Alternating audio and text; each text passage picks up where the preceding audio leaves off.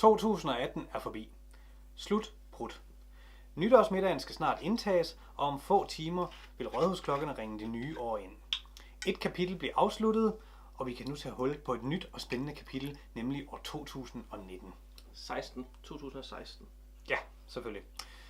Vi kan ikke vide, hvordan dette nye år kommer til at flaske sig, men det vi kan gøre er at være forberedte. Vi skal se indad, og vi skal gøre op med vores gamle reaktionsmønstre og være gode ved hinanden. – 2016 har været et godt år. Der er blevet produceret 6 eftersidninger og en lille håndfuld videoer, og det uden at nogen har lidt synderlig overlast.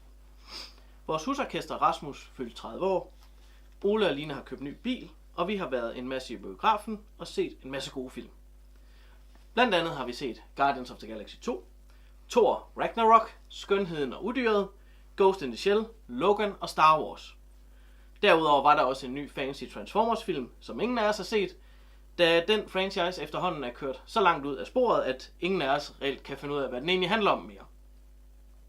Vi har også i år afholdt den årlige julefrokost for herrerne i det tætte omgangskreds, og den forløb endnu en gang i roligt tempo efter den traditionelle TSPP-model. Tulmus, snaps, porno og pakkelej. Ingen kom alvorligt til skade under festlighederne, med undtagelse af overfladiske skrammer, som man altid må medregne ved sådan et arrangement. I 2019 har jeg haft den ære at deltage i Morten og Inas bryllup. Det var et festligt arrangement, der stod i kærlighedens tegn. Der blev sunget sange, drukket tæt og danset til den lyse morgen. Præcis 6 måneder forinden stod jeg selv foran alteret og blev gift med Line. Man kan i sandhed sige, at kærligheden har været i højsædet. I det forgangne år har jeg desværre måttet lære 2 nye begreber. Mansplaining og manshaming. Manshaming er en sammensætning af man-explaining og er et nyt ord for en mand, der forklarer noget til en kvinde på en nedladende måde. Manshaming er, når kvinden i forholdet rakker og hakker på manden på en urimelig måde, fordi han ikke gør, som han skal, og i øvrigt også burde skamme sig over det.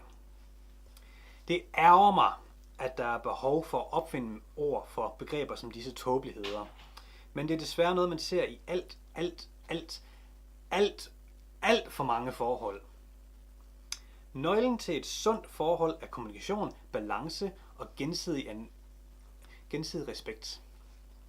Vi skal være bedre til at give plads til hinanden, og vi skal være villige til at gå på kompromis. Næste gang du er irriteret på din bedre halvdel, skal du stoppe op og stille dig selv 2 spørgsmål. Ved han eller hun, hvorfor du er sur? Og betyder det i virkeligheden så meget for mig? Lad de små ting fare og tag en rolig snak om de store ting. Et forhold kræver hårdt arbejde. Man skal ikke tage hinanden for givet. Man skal huske at kysse og kramme. Og man skal for Guds skyld huske at give brysterne et godt klem, inden man lægger sig til at sove. For som Malk de Coin så lystigt ytrede, og du må spise min is, hvis du vil. Hvornår har du sidst gjort noget godt for en, du holder af? Måske har du givet et like på Facebook, sendt din BFF en aubergine smiley, mens du har været sendt afsted på Ferne Branca og Mokai Fondue, eller bare inviteret din Tinder-date med ombord for at se din ubåd. Vi vil gerne slå et slag for, at 2013 bliver året, hvor vi gør op med alle de ligegyldige ting, som bør holde op med det samme. Herunder alt, hvad der inkluderer brosten, bomber, clickbait, kønsneutralitet og folk, der dytter andre folk, som holder i kø. Navnlig folk, som bruger horn og lygter, når man holder i kø. Hvad er det, I forventer at opnå? Hvordan skal det helt præcis løse problemet? Tror I virkelig selv på, at det vil fremkalde den mageløse og letbuttede Kia Picanto-fe, som kan trylle dit på grænsen til at være en cykelkøretøj frem til mål?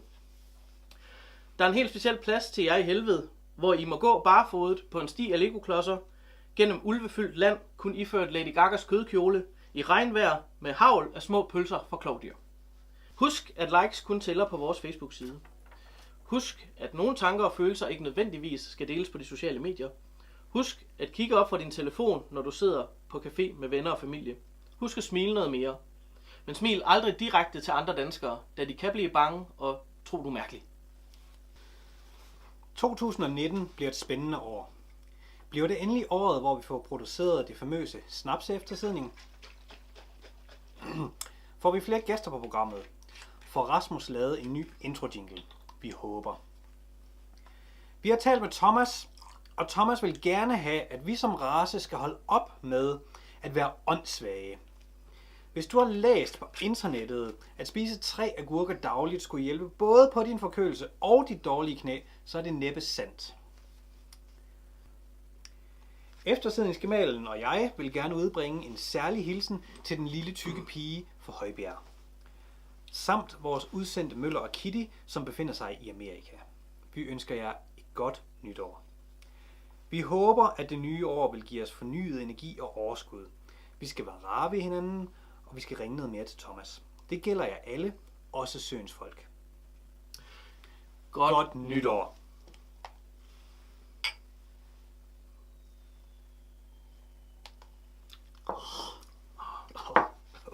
Bare en lille sjus.